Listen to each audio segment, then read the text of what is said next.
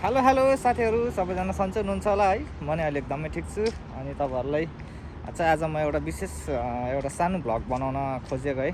तपाईँहरू चाहिँ साउदी आउँदै हुनुहुन्छ भने चाहिँ अलिकति बेसिक चाहिँ अलिकति धेरै भएको कम्पनीमा आउनु होला है। 1200 भन्दा माथि क्या। अब तपाईँहरू 800 1000 रुपियाँमा आएर चाहिँ केही खुस्किँदैन क्या। म आएको यहाँ 2 वर्ष भइसक्यो, अहिलेसम्म ऋणधरि तिर्न सकेको छैन क्या। 3-4 लाख ऋण लागेर आएको थियो होइन साउदी। अहिलेसम्म ऋण तिर्न सकेको छैन। त्यही गाह्रो हुँदो रहेछ। 2 वर्ष साउदी बसेर नि अब नेपाल गएर 2 लाख पनि नहुने भयो क्या ब्याङ्क ब्यालेन्स। अनि दिमाग खाइरहेछ मेरो चाहिँ। दिमाग खाइरहेछ हुनाले अलिक प्रेसर भइरहेछ क्या।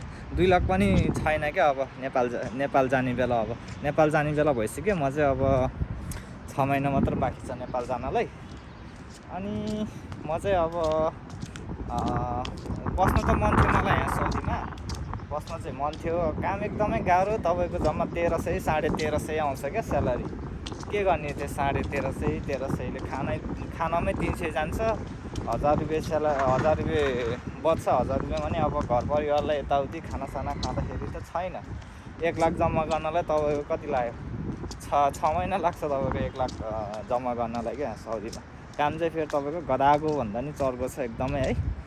अनि त्यही हो। म चाहिँ अब आज यस्तो युट्युबमा भिडियो नि नहालेको धेरै भएको थियो। खालि रिकभरीको भिडियोहरू मात्र हालिरहेको थिएँ क्या मैले। अनि यस्तो अरू कुरा नि सुनाऊँ भनेर तपाईँहरूलाई। अनि किनकि म त अब रिकभरी भइरहेको मान्छे, यस्तो दिमागलाई पनि थेरापी होस् भनेर चाहिँ मैले भ्लग गरिरहेको है। भ्लग सुरु गरेको यो चाहिँ मैले अब गर्नु त मन थिएन मलाई। अनि यस्तो दिमागलाई नि के अरे थेरापी हुन्छ भनेर सुरु गरेको। त्यो साथीहरू साउदी आउँदै हुनुहुन्छ भने चाहिँ तपाईँहरू अलिक सचेत भएर आउनु होला है। तपाईँको झन् के अरे सप्लाई कम्पनीमा पऱ्यो भने चाहिँ एकदम दुःख पाउने रहेछ क्या। धेरैजना मैले देखेँ यति दुःख दिँदो रहेछ सप्लाईमा पऱ्यो भने चाहिँ। यस्तो बुझेर आउनु होला है। यहाँको गभर्मेन्ट पनि एकदमै अब टाइट छ। अनि त्यो भन्दै अब नेपालबाट तपाईँहरूलाई मेन पावरबाट यताउति फगाइ 8 घन्टा ड्युटी, 1 हप्ताको 1 दिन छुट्टी भनेर पठाउँछ। अनि यहाँ आएर चाहिँ त्यस्तो हुँदैन फेरि। मलाई हामीलाई के भन्ने थियो भन्दाखेरि 8 घन्टा ड्युटी, हप्तामा 1 दिन छुट्टी भनेर पठाएको थियो। यहाँ भएन क्या, त्यो भनेको जस्तै भएन। के भयो भन्दाखेरि तपाईँको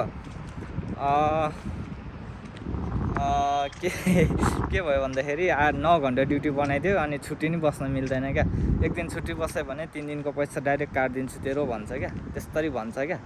अनि त्यही भएर तपाईँहरू यस्तो सचेत भएर आउनु होला है भन्दै आजको भ्लगलाई अब यति नै। अर्को भ्लगमा भेट्नुपर्छ हामी है त साथीहरू। बाइ। सबैजनाले सब्सक्राइब गरिदिनु होला है। अब अर्को भ्लग चाहिँ अब कति बेला मेरो जोस जागर चल्छ त्यति बेला आउँछ।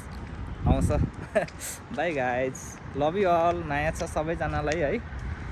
ल टेक केयर गाइज, बाई।